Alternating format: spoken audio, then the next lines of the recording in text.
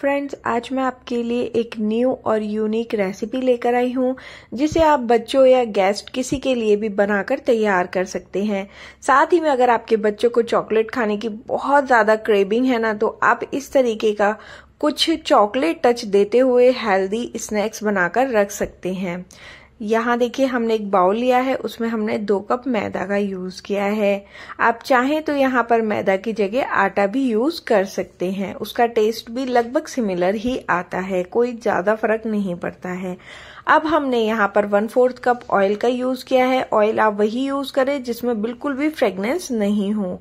अब हम इसे अच्छे से हाथों से मसल लेंगे फिंगर की हेल्प से, जिससे कि जो ये हमारा मोहन है ना, वो मैदे में बहुत ही अच्छे से मिक्स हो जाए, जिससे हमारी जो मठरियां हैं वो बिल्कुल क्रिस्पी खस्ता बनकर तैयार होंगी।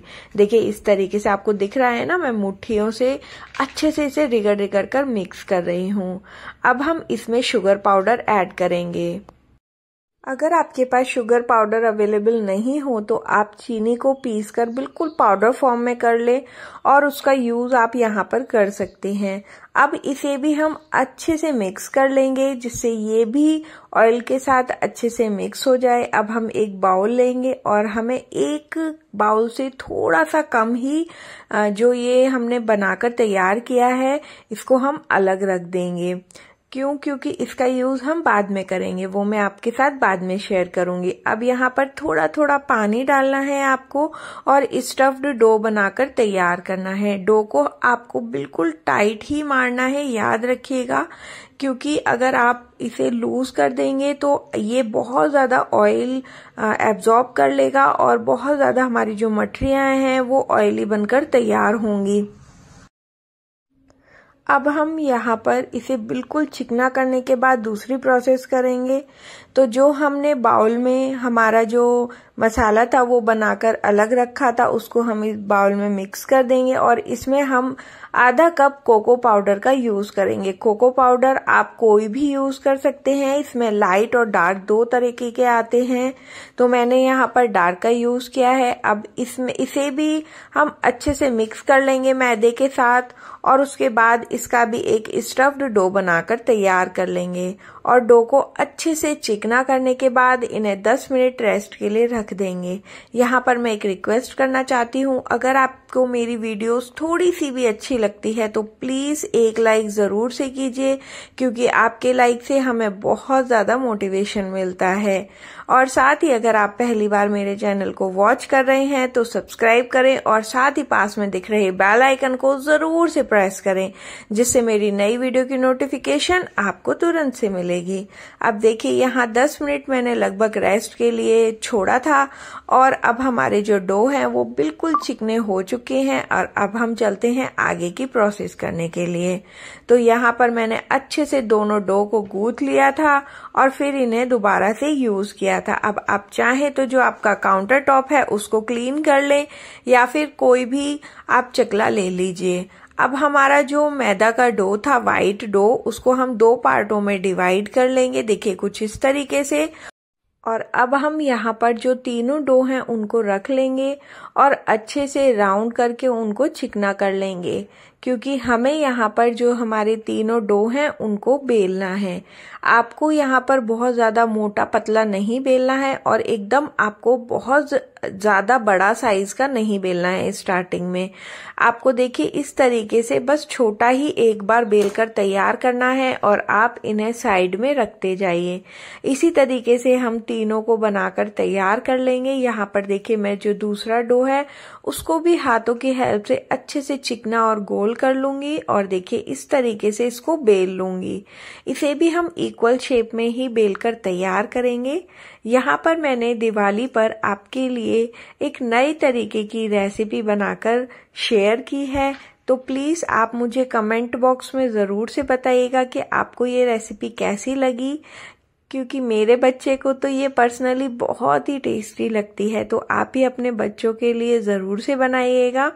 यकीन मानिए, उनको अगर बार बार चॉकलेट खाने की हैबिट है ना, तो आप उन बच्चों को इस तरीके की मठरियाँ या मिठाइयों को देंगे ना, तो चॉकलेट खाने की आदत उनकी कम हो जाएगी। तो अब हमने यहाँ पर जो हमारी तीनों डो है उनको बेलकर तैयार कर लिया है। इन तीनों को हमने इक्वल ही बेला है। देखिए इस तरीके से। अब इसे भी हम साइड कर देंगे। अब हमें आगे की क्या प्रोसेस करनी है कि हमें जो वाइट हमने फर्स्ट रोटी बेली थी ना, उसको हम लेंगे, उसके ऊपर हमने चॉकलेट डो वाली रोटी रखनी है और फिर से इस पर वाइट रोटी रखनी है।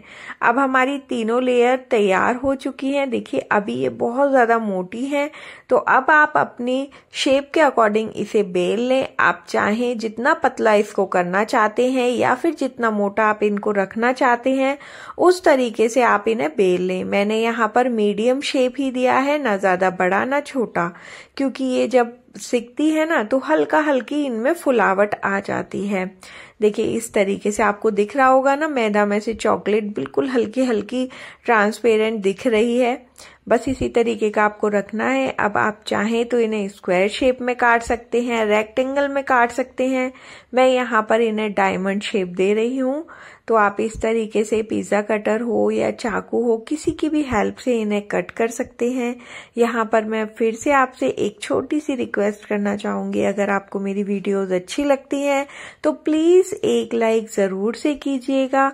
और या फिर आप मेरे चैनल को पहली बार वॉच कर रहे हैं तो प्लीज़ सब्सक्राइब ज़रूर से कीजिए और साथ ही पास में दिख रहे बेल आइकन को प्रेस कीजिए, जिससे क्या होगा कि मेरी नई वीडियो की नोटिफिकेशन है वो तुरंत ही आपके पास आएगी और आप इजीली उनको देख सकेंगे।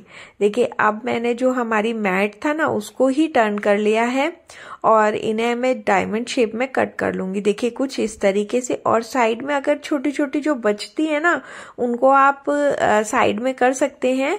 और लेकिन देखिए मैं यहाँ पर इन्हें कट करके इन सभी को फ्राई कर लूंगी। मैं यहाँ एक आपको दिखाती हूँ, देखिए कितनी अच्छी बनकर तैयार हुई हैं।